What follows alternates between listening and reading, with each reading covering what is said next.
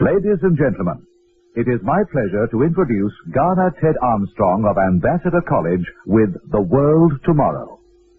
In this series of programs, we will tell you something of the problems of the world today, how they will affect you, and their solution in The World Tomorrow. Ladies and gentlemen, Garner Ted Armstrong. If you want to follow these simple rules to wreck your marriage, there's a guarantee they'll work. Simple rules, every one of them, easily adapted. Anybody can follow these rules. As a matter of fact, they're so easy to follow, most people have been following these rules without realizing they were rules. The first way to wreck your marriage is to marry accidentally. Let marriage just happen to you. Bumble along through life as a teenager and follow the way that most teenagers are today, a way of simple choices, of wild abandonment, of going along with the gang, smoking pot as they do, getting in trouble as they do, or rejecting it if they do. It doesn't matter whether you're talking about middle-class America and the Bible Belt Society and those who are church-attending and those who stand for certain morality, and who also marry accidentally, or whether it's those of a big city or a certain ethnic area of a poverty pocket. If you marry accidentally, without clear-cut choice, without careful preparation, without maturity, without a decision-making process, without sanction and blessing of home and of parents and certainly of church, then your chances of getting a divorce or of having a very unhappy marriage will certainly be enhanced. Rule number 2, marry the gang. Don't marry the husband or marry the wife. Marry the gang. Now, what do I mean by that? Well, a lot of people sort of date in a gang. They date in a circle of friends. They date in a certain clique.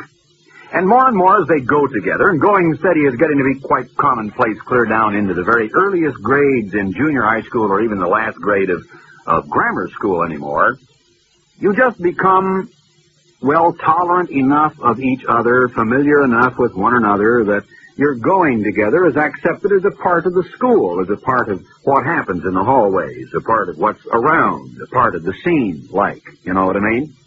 So if you marry the gang instead of an individual, it means that gradually, as the time comes when marriage might approach because of age, or if an accident happens, which it very likely could in nowadays, the way young people live their lives, what you do is marry with your mind sort of focused upon the acceptability in your clique. You marry because everybody more or less expects you to. You marry because another couple of buddies got married, and why don't we go along and make it a double or a triple wedding, and we could all go on our honeymoons together. Marry the gang, not an individual. If you don't understand much about the background of your prospective mate, you don't know much about their heredity, about the education of their parents, but you do know the way that one individual fits into your own clique, your own gang, your own group of accepted friends, then you can marry the gang. And find out later that once you're married, the old gang kind of falls apart, like that old nostalgic song. If you marry the gang, marry the group, marry the clique, you're going to find out that when the rice has been thrown, the door slams, you're in there alone, that none of the gang came along with you. That's a sure way to wreck your marriage. Just have an attitude, an idea that it's expected of you, that it's a comfortable thing to do in the clique because you've always done things together. You took the same classes together, went out together, went to the beach together, got in trouble together. Why not marry together? Well, if you want to have a wretched life, you could do that. Now, the third rule is marry too young. And, there are thousands of people following that rule today, marrying entirely too young. Marriage during teenage, ill-prepared and not clearly thought out, is guaranteed up to 50% according to current divorce court statistics, to get you a divorce, and that within the first few years. So if you marry too young, you about have a good guarantee there, an awfully good chance of having a wretched marriage and wrecking it totally later. Fourth is marry without preparation, and that certainly overlaps. That means economic preparation, preparation through education. If you drop out to get married, how are you going to earn a living later? Well, of course, there's always unemployment in the dole. There's always the military. As much as you might hate the idea now, it's waiting there. You could always join it and get some sort of a pay coming home to your little wife with 1 or 2 children while you're off over there getting shot at somewhere. People figure various outs to where they can have their cake right now and eat it too and then not have the responsibility.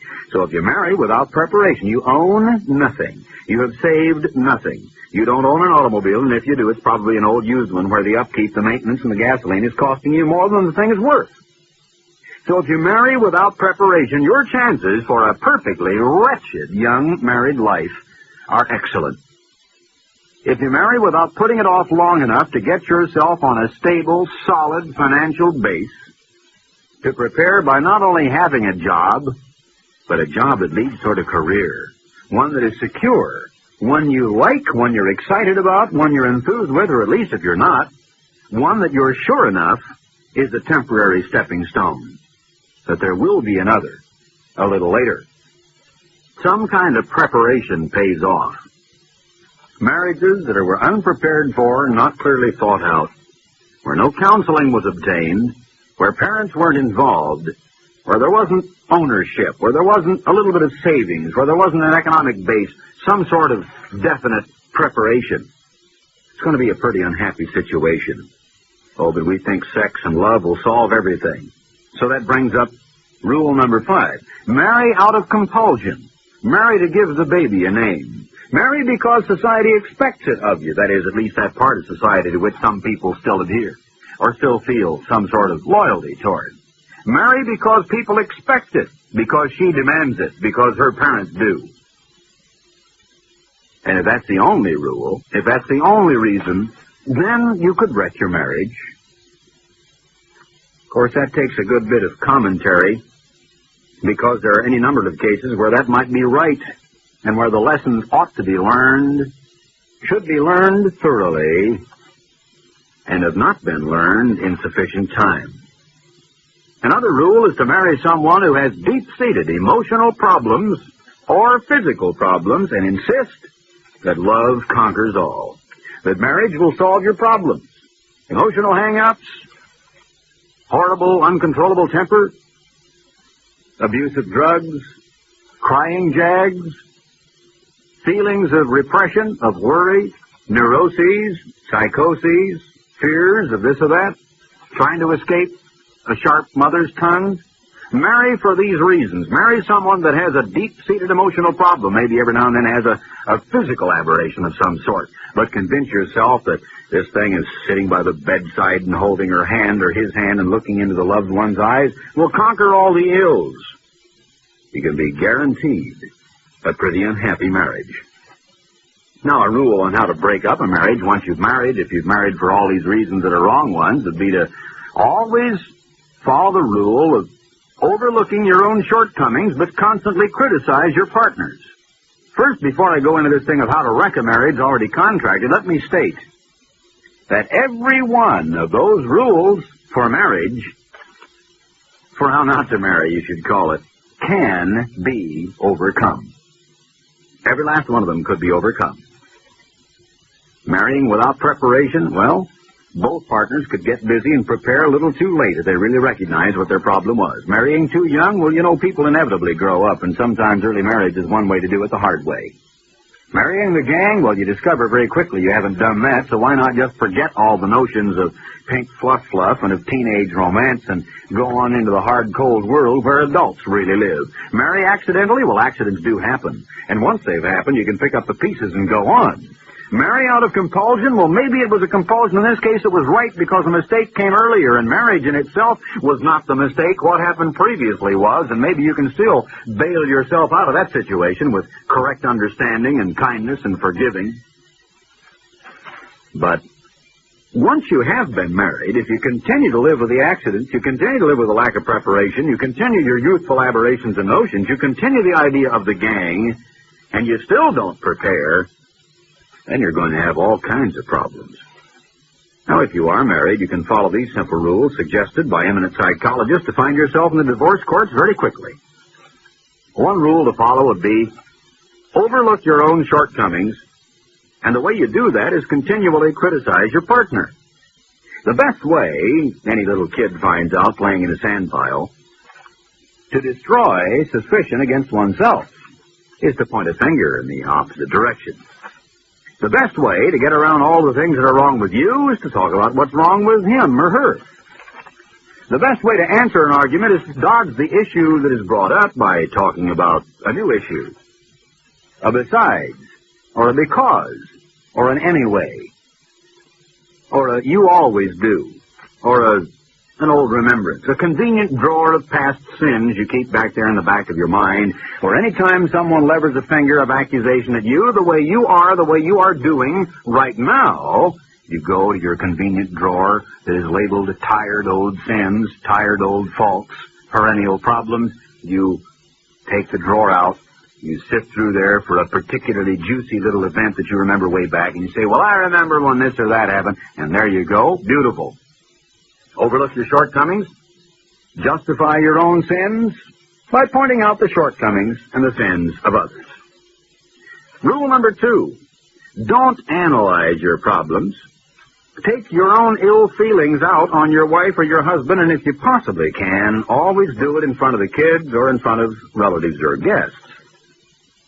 Instead of critically analyzing yourself and admitting what is wrong with you, saying, look, I know, I'm this, I'm that, I'm the other. I'm slovenly.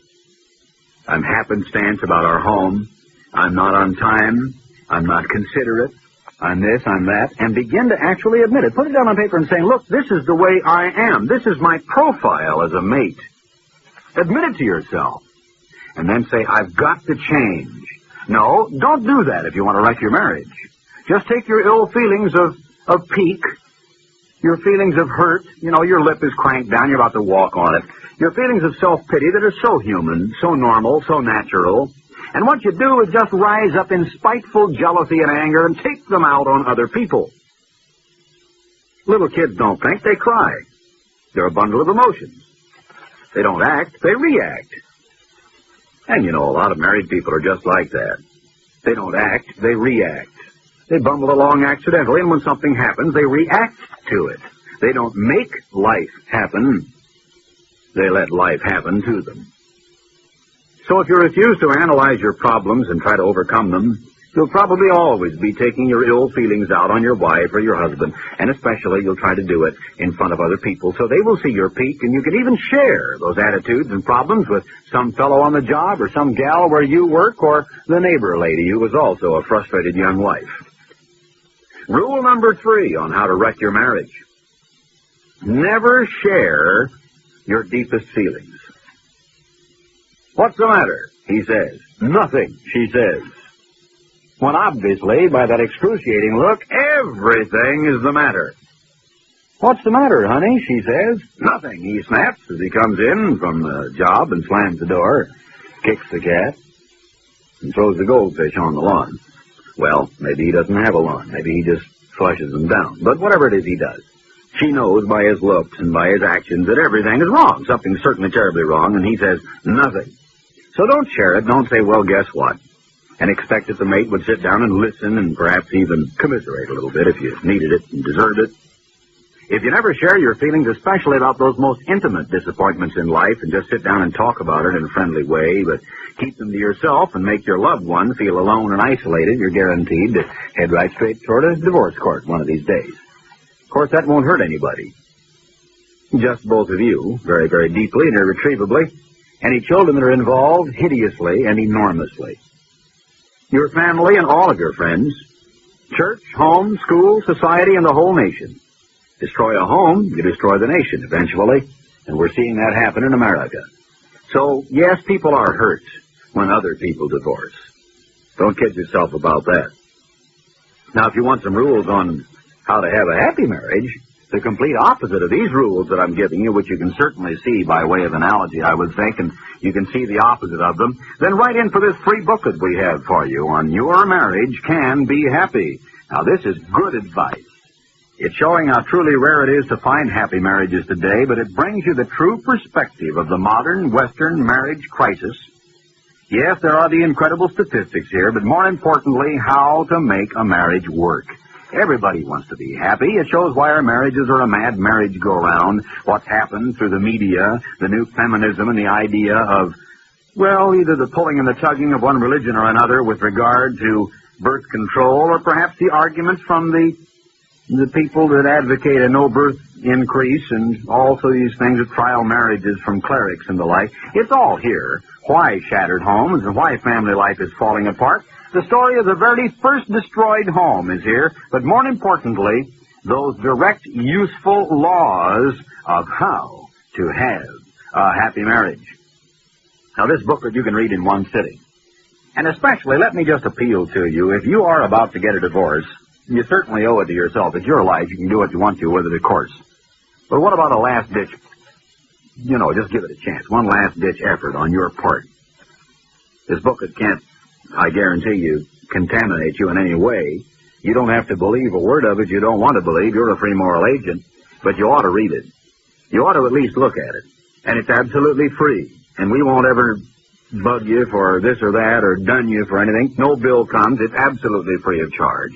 And you're not sent some other literature you don't want. And please believe me, this is a booklet that is written from a completely researched, thoroughly documented, above-board point of view. Your marriage can be happy. It's a booklet that talks about principles of living, everyday human life situations, and you need it. Really, whether you're married or not, you need it. You ought to read it. I don't care whether you're 80 or above. You probably ought to read this so you can talk to other people that might listen to an elderly person about marriage. And it's free of charge and no price if you will write to the address which I will give you at the close of this program. Now, the next rule, rule number 4, expect to live in a continuous state of ecstatic love and never be satisfied with anything less than that. Just believe that the honeymoon is going to go on forever and ever, and believe the honeymoon is going to be a beautiful, delirious Hollywood-type thing where there's nothing but sighs of sheer love and enjoyment, and there's nothing that is ever going to come along to disturb that feeling of ecstatic marital bliss. If you expect that, then you're going to be a good bit let down when that type of thing does not continue all that long.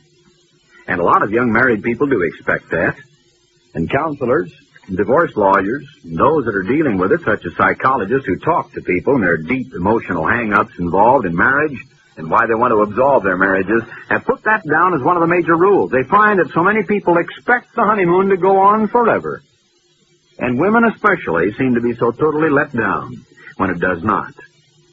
And so petulance and a sulkiness, a disappointment, and there again, feeling alone and isolated, turned off and frustrated enters, and probably that isn't even shared with the mate, and so you're on your way toward a good knockdown drag-out and maybe the absolution of your marriage.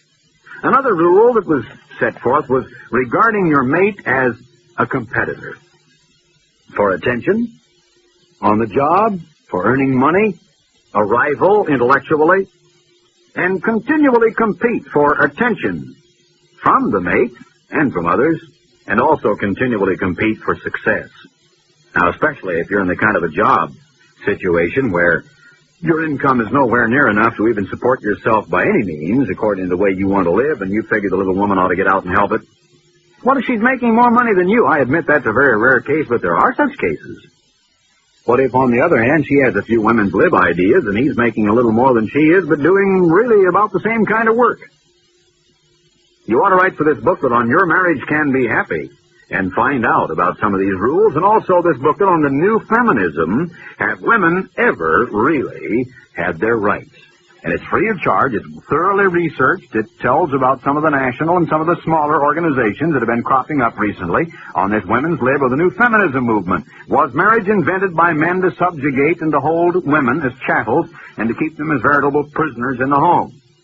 This booklet, The New Feminism, Have Women Ever Really Had Their Rights, is free of charge and no price. The address I will give you in about 10 minutes. If you have a pen or a pencil handy there, you can write down the address which I will give you, and we'll send it to you by return mail as quickly as the mails will cooperate. And we hope that that's going to be speedily. Another rule, marry someone who has all kinds of hang-ups in their background, physical as well as intellectual and religious, and marry someone with whom you fairly often disagree, and then when you do disagree in a volatile and a very open, outspoken way, and do so even publicly. Disagree because you enjoy it. You enjoy a good argument. And try to push the mate into an argument as often as you possibly can. You got a deep-seated emotional problem or a hang-up of some sort? Some deep, unfulfilled situation that you experienced as a high school student or in college? Well, if you marry with the expectance that your mate is going to solve all those things for you, the problems that could come your way will be rife, and you probably won't ever solve them all. There are a lot of other rules I could tell you, and about any disagreement you reach, always try to prove your partner is wrong. Don't try to prove that you're wrong. Don't try to prove what is the truth. Have as the major thing in your mind a determination to prove that your partner is wrong. And if you can, don't ever clear up a point of difference. Just keep nagging and haranguing on it. If there's a specific point where there is a difference, instead of getting some factual material from an outside source or sitting down and isolating what is that point, saying, look, I'm sure there is common ground for agreement here. We're probably both saying the same thing in different language. Just keep haranguing, keep nagging at it. That's the worst thing you can do, of course. Of course, then a wife could always try to make the marriage a success by trying to push the husband to some great heights of ambition, some great success story. She could always bring up old Freddie or Harry or George next door. The old thing of which some of the Madison Avenue commercials are made. He drives in with a new car, you feel you've got to do it too. Why don't you go out and get a job like Harry's got? I understand he got a bonus this year, this type of thing. You can really inspire a husband to want to get out there and fight and arise to all these great heights of achievement and ambition in his life if you push him along a line where he's completely unqualified, totally unfamiliar, and just doesn't care. You can refuse to let your wife be womanly by insisting that she change her clothes styles and adopt different mannerisms and try to get her involved in different sports and things to which she's really not attuned. Or you could refuse to let your husband be manly by trying to saddle him with some of the home burdens and try to make of him a part-time babysitter and maybe insist that he share in your wifely chores a little more often. Of course, then you could treat your mate like a financial idiot. You could make your wife feel like she's unable to handle a household budget. She doesn't know how to spend money or how to save it, how to find a bargain or how to balance the books, and you can just give her little doles here and there and make her beg for every penny. Or on the other hand, if you're the woman and the husband always has to turn his check over, and you know how you got him that far under your thumb, there were all those cute little tricks you pulled on him, so you got him to be a docile dolt who walks in every single payday and gives it to you and says, dear, could you give me a couple of bucks extra this week for a game of the boys? If you make him feel like a financial idiot, you're guaranteed to have a wretched marital life.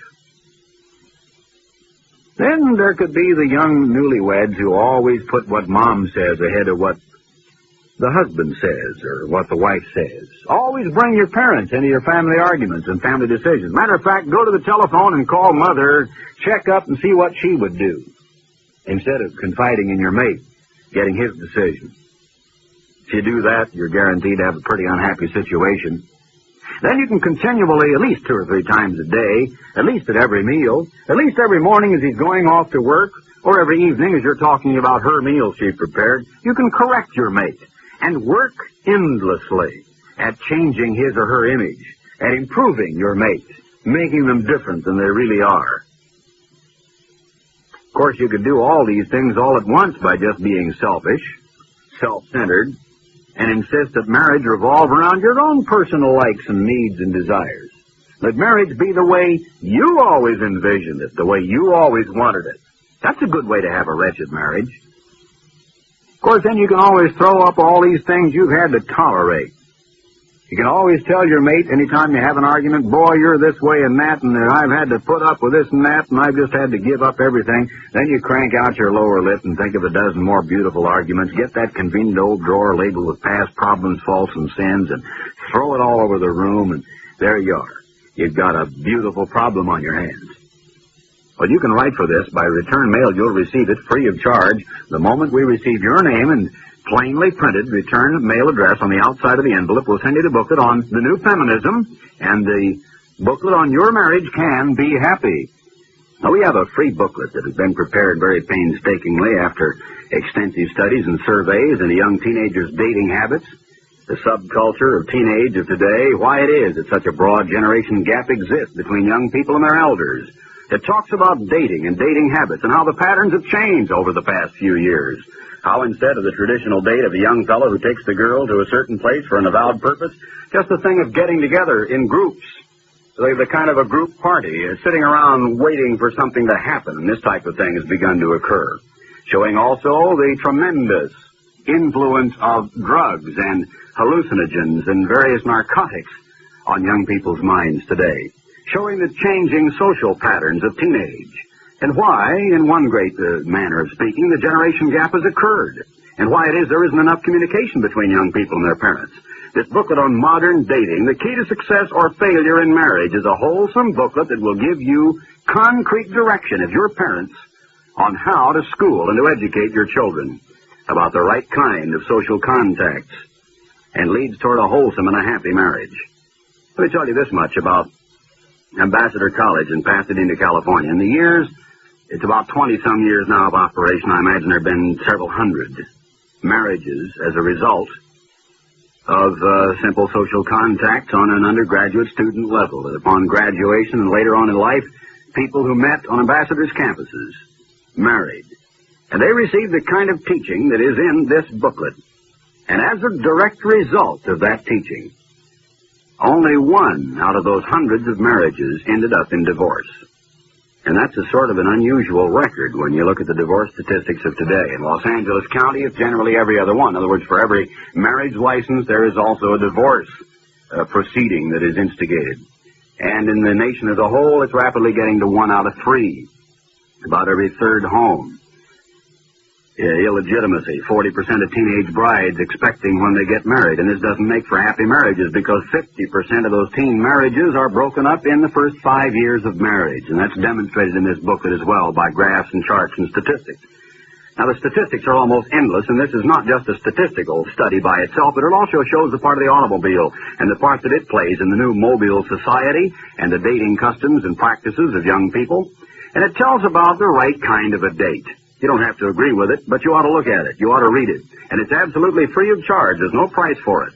Now, the booklet's quite a substantial booklet, digest size, and it's up into 125 or so pages. It shows the whole thing, not only in the United States, but in modern Sweden and Denmark and other countries. It shows how in England, 1 out of 3 brides are already expectant at the wedding ceremony. In Denmark, it's every other one. In Sweden, it's 2 out of 5. What the changing customs and habits of some of these libertine nations, as they've been labeled, especially Sweden, have come to be. The booklet is, as I said, free of charge and no price. If you want to tell us the call letters of your radio station and write for it. Now, also, if you'd like to ask for the current number of the Plain Truth magazine, you will receive an up-to-the-moment publication read by millions of people around the world in 5 different languages. It's 52 pages, full color, absolutely free of charge, no price for it, and no bill to ever follow. There is no request for money in the literature and no bill to follow. It brings you up-to-the-moment articles on world trends and conditions in the light of today's world news, interviews with top executive leaders of great nations, letters to the editor from around the world. It's a worldwide magazine read by people in more than 100 nations. And you'll want it. There's nothing like it. At least get a sample copy. I remember hearing from one fellow who said he waited 25 years before he wrote for them, and that's caution. Now, you don't want to be that cautious. We may not have that long, so write in for your copy right now and take me up on it. Find out whether or not it really is free. If you send a letter, nobody can send you to jail for that, can they? So check and find out if we really mean what we say when it is free of charge. There is no request for money. There is no follow-up whatsoever. No one's going to call on you, unless you yourself, of course, request it first, and then it might be a long time trying to do it because we're spread kind of thin. So request the Plain Truth magazine by sending your letter to Box 345, Sydney, New South Wales. Box 345, Sydney, New South Wales. The Plain Truth magazine, free of charge, no cost. The address again in just a moment. Until next time, this is Garner, Ted Armstrong saying goodbye, friends. You have been listening to The World Tomorrow. If you would like more information, write to Ambassador College, Box 345, GPO, Sydney, New South Wales. That's Ambassador College, Box 345, GPO, Sydney, New South Wales.